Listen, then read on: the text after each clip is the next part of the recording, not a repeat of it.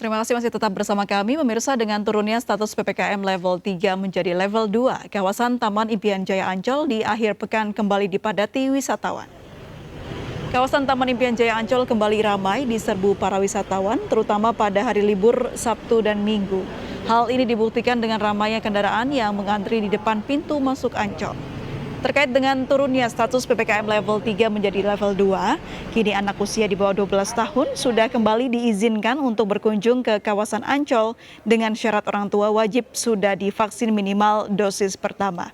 Kawasan Ancol sudah dibuka pada pukul 6 pagi hingga pukul 21.00, namun untuk beberapa objek wisata hanya dibuka hingga pukul 18.00 saja.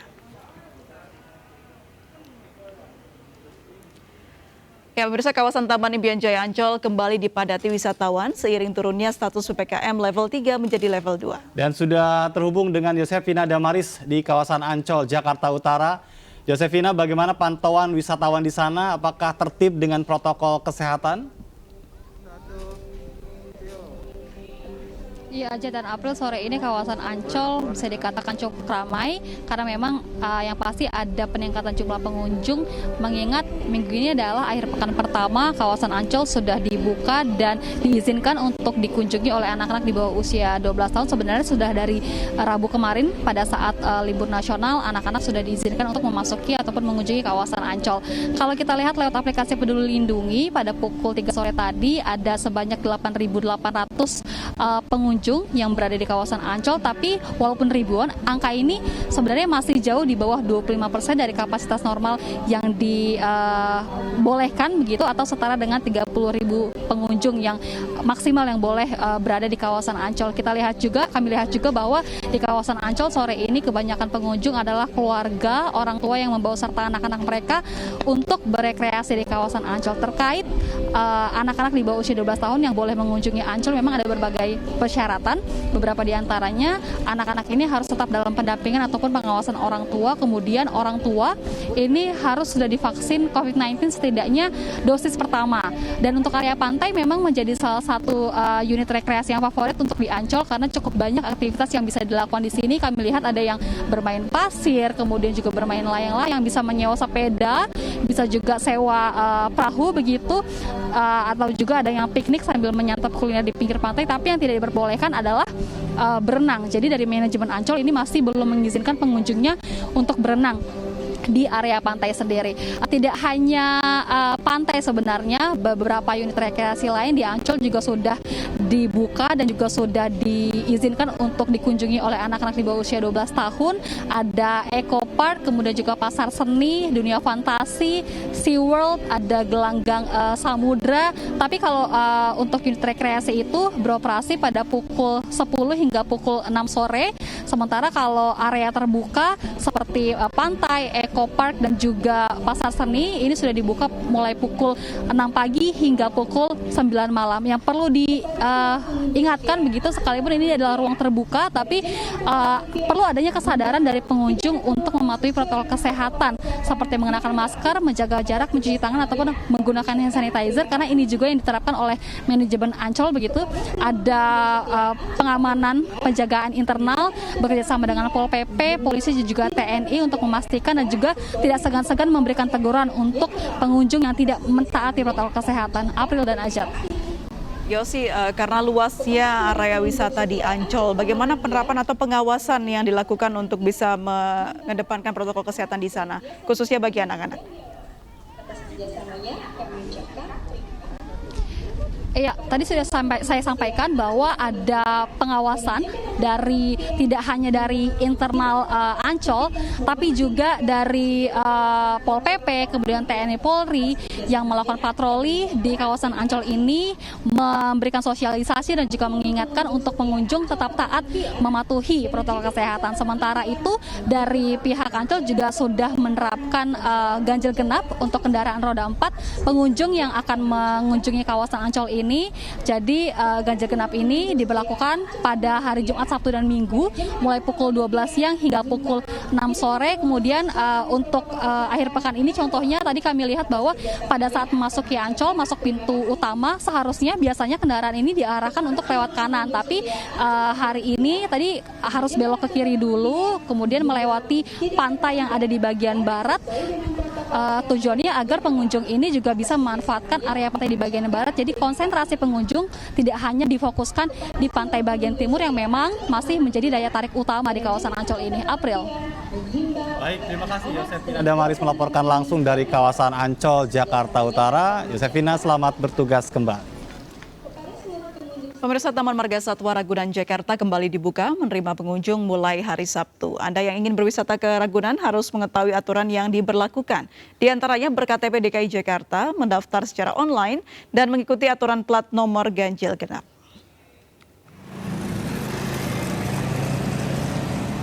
Taman Marga Satwa Ragunan Jakarta mulai dibuka hari Sabtu 23 Oktober. Sejumlah pengunjung mulai berdatangan, namun sebagian di antaranya harus menelan kekecewaan.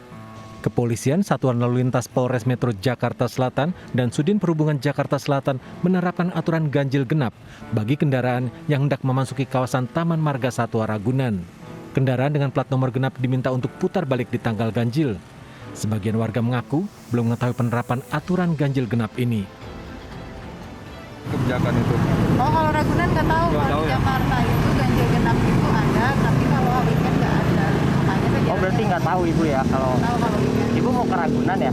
Iya, karena udah lama. Oh, Gitu. Jadi mau gimana nih nantinya? Pulang ke rumah lah.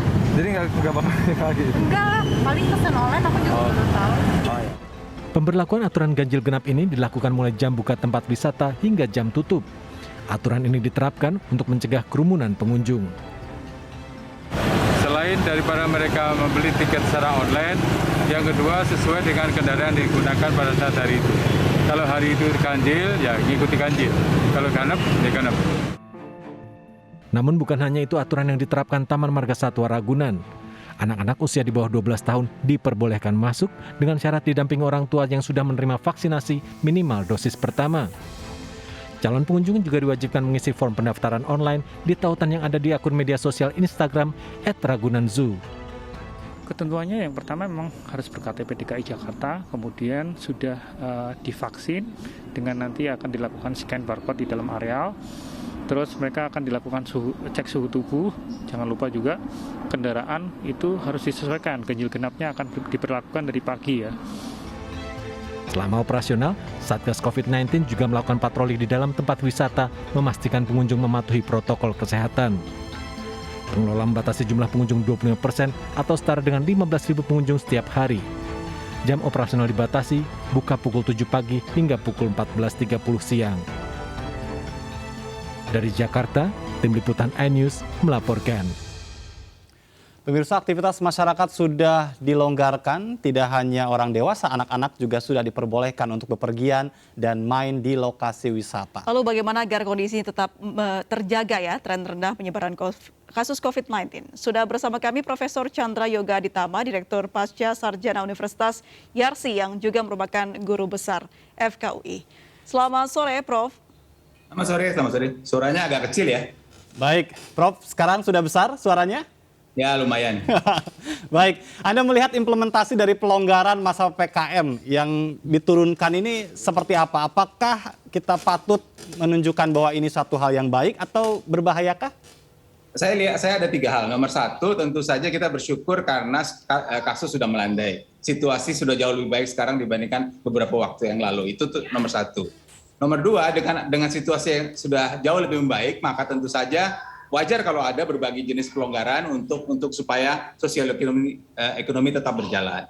Yang ketiga, tapi kan risiko penularan masih tetap ada begitu ya. Dan saya pikir yang ketiga ini lebih bagus kita mengatakan bahwa untuk kita semua anggota masyarakat, baik kita melindungi diri kita dan melindungi orang di sekitar kita terhadap risiko penularan semaksimal mungkin gitu. Jadi bukan semata-mata ini aturan harus begini, tapi kita perlu melindungi keluarga kita dan melindungi orang di sekitar kita terhadap kemungkinan penularan dalam situasi jumlah kasus sudah rendah, walaupun kemungkinan risiko tetap ada. Jadi marilah kita balik ke diri kita sendiri untuk melindungi kita dan keluarga dan orang di sekitar kita. Itu saya kira yang tepat barangkali. Baik, bicara soal aturan Prof. Daidi, yang menjadi headline hari ini adalah mengenai aturan PCR bagi penumpang pesawat. Anda melihatnya seperti apa? Karena ini ada yang mempengaruhi bebannya terlalu berat gitu mengenai harga PCR yang diterapkan. Ya, kalau harga saya tidak menguasai tentang harga, tapi saya kirimkan berita ke teman-teman wartawan ya. Jadi saya selesai tugas di WHO tahun lalu bulan September, dan saya naik pesawat pulang dari India ke Jakarta. Sesudah itu saya nggak pernah naik pesawat lagi. Saya baru naik pesawat 3-4 hari yang lalu karena harus mengikuti pertemuan tuberkulosis di Bali. Dan pengalaman saya pada waktu di bandara mau berangkat, kita mau masuk pesawat itu antri dan tidak ada jarak ya antara satu dengan lainnya.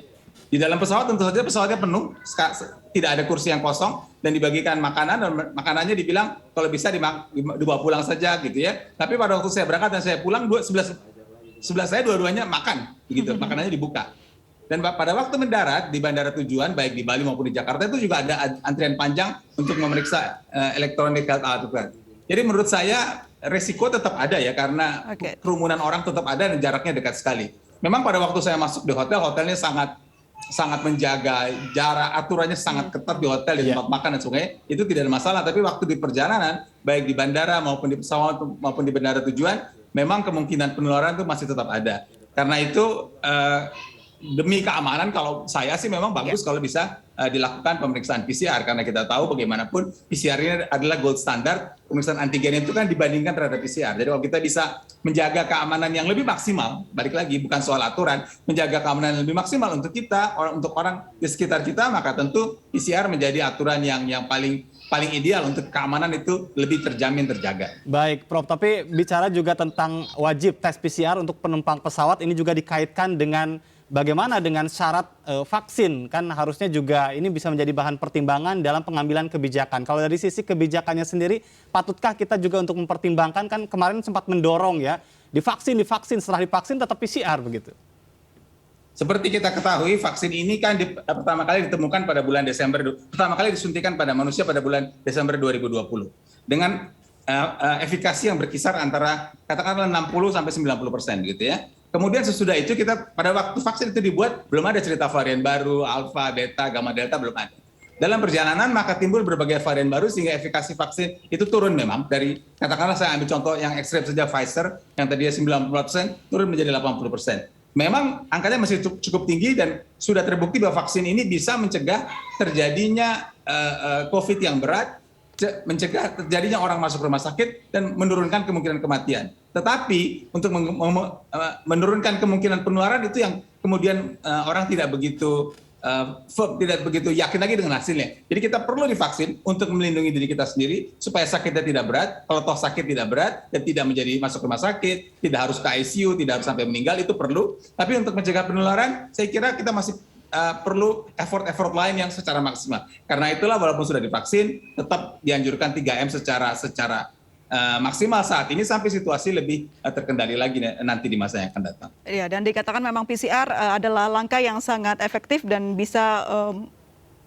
membuat aman para penumpang ya, yang akan bepergian melalui udara atau pesawat begitu. Tapi Prof, ini kenyataannya atau di lapangan ada layanan PCR yang bisa mengeluarkan hasil 3-4 jam. Nah, seberapa efektifkah ini hasil yang dikeluarkan? Kita akan bahas ini setelah jeda berikut ini. Tetaplah bersama kami pemirsa di MNC News.